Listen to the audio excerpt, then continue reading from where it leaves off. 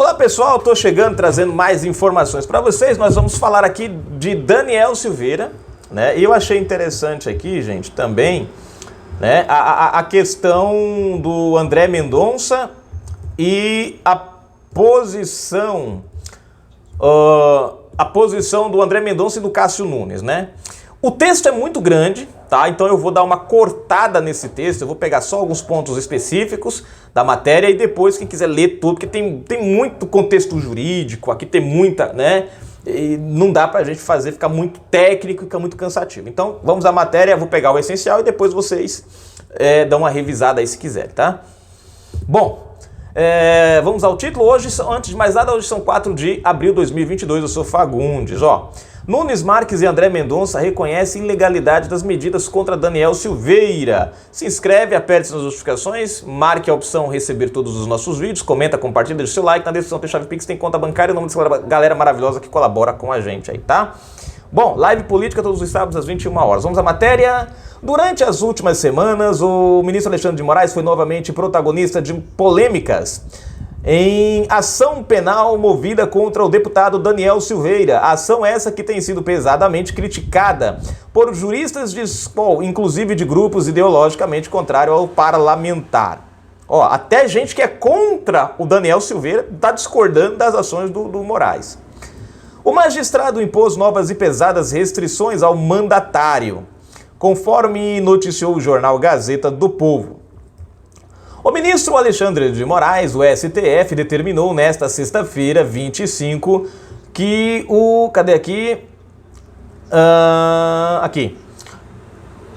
que o deputado federal Daniel Silveira, União Brasil, Rio de Janeiro, volte a usar tornozeleira eletrônica e proibiu o político de participar de qualquer evento público em território nacional. Isso aqui, né?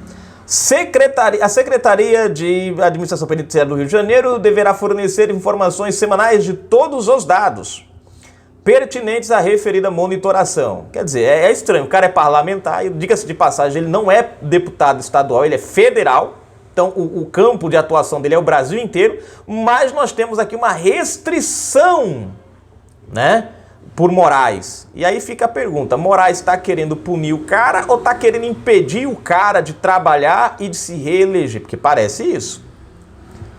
No despacho, Moraes também proíbe Silveira de se ausentar da comarca em que reside, salvo para Brasília, Distrito Federal, com a finalidade de assegurar o pleno exercício do mandato parlamentar. De assegurar o pleno exercício do mandato parlamentar. Quer dizer, o cara não pode andar ao Brasil, o cara não pode se comunicar com seus eleitores pelas redes sociais, o cara não pode dar entrevista, mas é para garantir o pleno exercício. Dá para vocês entenderem a lógica do cara, do Moraes? Não, não dá. Bom, continuando. Se descumprir as ordens, o deputado será preso novamente. No mesmo processo, o magistrado já havia proibido Daniel Silveira de acessar as redes sociais, que é onde ele usa para prestar contas, falar com seus eleitorados, aquela coisa toda, e cumprir o seu mandato. Bom, gente, juristas ouvidos pela Gazeta do Povo corretamente concluíram que algumas das restrições impostas configuram censura prévia. A defesa do deputado federal requeriu que as imposições fossem submetidas ao plenário da Câmara, conforme decidido pelo próprio Supremo na ADI 5.526. Bom, deixa eu ver aqui. 526, aqui. A página fugiu. Consoante o precedente fixado naquela ação, ficou assentado que medidas cautelares que direta ou indiretamente inviabilizassem o regular exercício do mandato deveriam ser examinadas pela respectiva Casa Legislativa em virtude do disposto no artigo 53, segundo da Constituição Federal. Assombrosamente, os ministros do STF alegaram que o regular exercício do mandato parlamentar não ficaria direta ou indiretamente inviabilizado, mesmo com as draconianas restrições impostas à capacidade de comunicação do parlamentar, uma vez que ficou ele impedido de acessar redes sociais para ter acesso ao público. O cara é representante do povo. E o único caminho para ele se comunicar com o povo é as redes sociais. Como é que não atrapalhou o trabalho do cara? Né? Não dá para entender. Deixa eu ver. Uma vez que ficou ele impedido de acessar redes sociais. Dar entrevistas ou frequentar quaisquer eventos públicos, bem como ficou autorizar apenas entre as cidades de domicílio e Brasília. Quer dizer, com base nessa alegação, indeferiram a necessidade de submissão das medidas à Câmara dos Deputados. Ou seja, não precisa a Câmara falar sobre esse assunto, mesmo que foi acordado lá atrás, a gente acordou, mas agora a gente desacordou.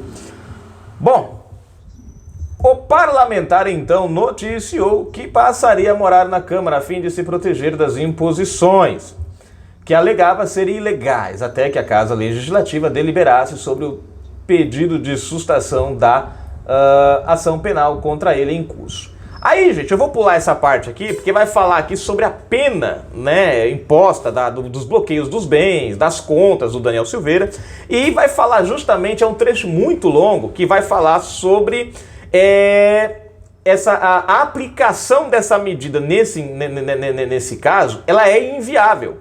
De acordo, aqui vai ter tudo direitinho, depois você pode pegar direitinho a matéria, para quem quiser gosta dessa parte técnica, mas aqui explica claramente que essa adoção de multa aplicada aqui é algo atípico e fora do comum e inusual. É difícil de falar, mas tá aqui, né? Ou seja, não corresponde. É algo que ele fez uma puxadinha, fez uma gambiarra jurídica aqui, criou uma multa aonde não existia, né? Agora, eu vou pular aqui, gente, deixa eu pular mais pra frente aqui, deixa eu ver se eu acho aqui a parte que eu queria. Ó, deixa eu ver isso aqui, ó, deixa eu pular aqui, eu vou... Ó, o teor do voto aqui, um trecho do teor do voto dos ministros aqui, tanto Cássio Nunes como o do Mendonça. Inicialmente, ele expõe que as medidas aplicadas não possuem previsão legal. Com efeito, as chamadas cautelares alternativas à prisão estão dispostas no artigo 319 do CPP, inexistindo lá previsão de aplicação de multa. Em outras palavras, Moraes inventou a multa. Tá? Os próprios ministros André Mendonça e Nunes Marques falam isso, né? Não há previsão de aplicação de multa. Ainda como existe dispositivo expresso sobre quais as medidas cabíveis no Código de Processo Penal, o ministro argumentou que não seria possível tomar emprestada, fazer uma gambiarra, uma puxadinha, a imposição de multa prevista na legislação do processo civil, que só é viável quando a lei processual penal é excelente sobre o tema. Realmente, né? E tá, enfim. Deixa eu pular isso aqui, gente. Deixa eu pegar aqui, vou pular aqui pra... Deixa eu ver.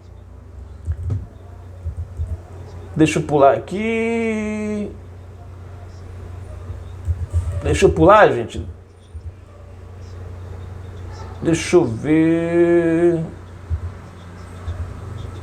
Deixa eu pular, gente. Eu quero pegar aqui o trecho. Deixa eu pular isso aqui, que também é referente ao... Deixa eu ver... Deixa eu pular aqui, gente. Tem muita coisa aqui. Quem quiser pegar, deixa eu só pular isso aqui.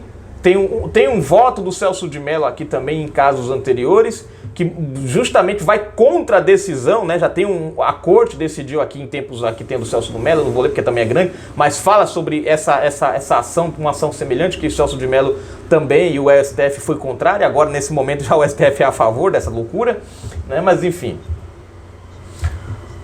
Bom, deixa eu ver onde foi que eu parei, pulando aqui, deixa eu ver, eu quero achar o... Deixa eu ver... Pronto, aqui um trecho diferente, ó, ou melhor, vamos lá, deixa eu pegar aqui, gente, deixa eu pular aqui, gente, só um segundinho aqui, deixa eu achar o trecho aqui que... As palavras do magistrado são de enorme bom senso e sentido de responsabilidade diante da representação popular do parlamentar, o que foi ignorado pelos demais membros da corte. O ministro Nunes Marques, acompanhado por André Mendonça. Vamos lá, a fala deles aqui, ó que interessante. Como poderá o acusado fazer campanha e prestar contas a seu eleitor de forma plena com essas restrições? encontrará, ainda que involuntariamente, em sua campanha com vários investigados nos inquéritos acima referidos. E se for privado de suas redes sociais, ficará em imensa desvantagem em relação aos outros candidatos e seus eventuais concorrentes. Ou seja, os ministros estão perguntando, cara, como é que ele vai poder trabalhar com todas essas restrições? E vocês dizem que o cara não está tendo nenhum problema, tá tudo, ele pode plenamente trabalhar. Como? Outro ponto, se o acusado não puder atualmente usar suas redes sociais para ouvir seu eleitor e prestar contas de seu mandato e tampouco em futuro próximo, caso se candidate ao mesmo ou a outro cargo, ficará em séria desvantagem, uma vez que é fato notório hoje a importância das redes sociais para essas duas atividades, ouvir e prestar contas ao eleitor e eventual campanha eleitoral cuja época se avizinha, e que a primeira, ouvir e prestar contas ao eleitor, é essencial ao exercício pleno da atividade parlamentar e que essa já encontra-se consideravelmente prejudicada atualmente. Ou seja, o ministro Cássio Nunes e Mendonça já viram que as ações do STF, dos 9 ministros em aceitar a canetada do Moraes, né, já deixa claro que já atrapalhou, já impossibilitou. Quer dizer, está indo contra a própria normativa. Ambos os ministros ainda entenderam que, caso as cautelares fossem mantidas, elas deveriam ser submetidas ao plenário da Câmara dos Deputados, porquanto, obviamente, impactam no exercício do mandato parlamentar. E aí, gente, eu vou encerrar aqui a matéria, né? Por fim, como o ministro Alexandre de Moraes também determinou a abertura de nova investigação por suposto crime de desobediência, o voto divergente requeriu que se determine a livre distribuição de novas investigações, vedando-se que elas fossem distribuídas por dependência ao próprio ministro, cuja decisão foi supostamente desobedecida. Ou seja, ele não pode ser o atuante nessa investigação, segundo os ministros.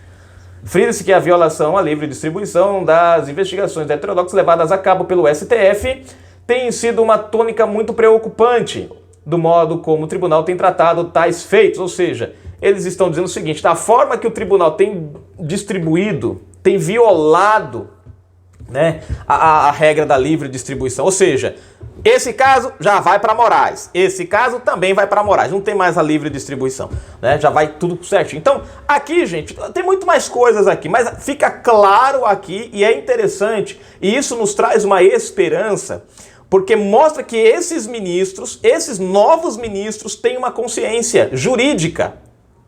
Não uma consciência ideológica, mas sim uma consciência jurídica. 9 ministros da casa votam em conjunto com Alexandre de Moraes, atropelando as regras, desobedecendo a Constituição, inventando ilegalidades jurídicas, criando normativas, até mesmo essa questão da multa é uma coisa que não é aplicável, mas eles inventaram um jeito de puxar. Ou seja, estão atuando de forma política. E Daniel Silveira é um nome, gente, que tem peso, mesmo na circunstância que nós estamos. É um cara que vai ganhar as eleições com o cargo que ele escolher. E parece que as determinações são mais políticas do que jurídicas. Por quê? A questão aqui, segundo os parlamentares, os 9 ministros, para eles, as cautelares que eles inventaram não impedem Daniel Silveira de atuar plenamente em seu mandato. Pô, o cara é representante do povo, tem que viajar o Brasil inteiro, porque ele é deputado federal, não é estadual, ele é federal, é Brasil todo, mas o cara tá limitado a um trechinho, ao seu estado e a Brasília. Já mostra que a cautelar já restringe parte do trabalho de locomoção dele. Segundo, o cara não pode acessar as redes sociais, o cara não pode dar entrevista, o cara não pode fazer nada. Ou seja, como é que o cara se comunica com o seu público, com quem ele está representando? Numa eventual campanha, como é que esse cara agora vai fazer a campanha eleitoral dele? Como é que esse cara vai buscar se chegar ao público, mostrar o que ele fez? Em outras palavras, parece que o STF está atuando politicamente, é o jeitinho que eles encontraram para impedir que Daniel Silveira possa fazer o papel da sua candidatura, impedindo que ele alcance a população. E talvez isso a interesses de alguém, né? E aí você tem de um lado o STF impedindo o Daniel, do outro lado você tem o TSE com o negócio das fake news. Então você junta isso aqui, gente, parece que né? Aí entra Cássio Nunes e André Mendonça e claramente mostram, né, todo o contexto da falta de coerência jurídica dos 9 ministros. E você vê que pela descrição aqui, parte do que eu li para vocês aqui, você vê que o STF literalmente, 9 dos ministros estão agindo, gente, fora do contexto Constituição. Eu não li aqui um trecho, mas a matéria aqui fala, né, que o jornalista, analisando o voto dos 2 ministros aqui, diz que já é uma grande esperança para o nosso contexto jurídico. E se continuarem se ocupando as vagas do STF com homens como esses 2 ministros, que têm consciência jurídica e não ideológica, o Brasil pode, em breve, recuperar novamente, né, o seu padrão jurídico de justiça e sair do padrão jurídico ideológico. Bom, gente, tá aqui a matéria, ficou um pouquinho meio longo, eu tive que pular alguns trechos aqui, né, mas eu peço a você que leia a matéria depois, tá na descrição, vale a pena, tá? André Mendonça e Cássio Nunes contra as arbitrariedades de Alexandre de Moraes. Eu sou Fagundes, na descrição, chave Pix, conta bancária. Ajuda o canal daquela forcinha live política todo sábado às 21 horas. Fui!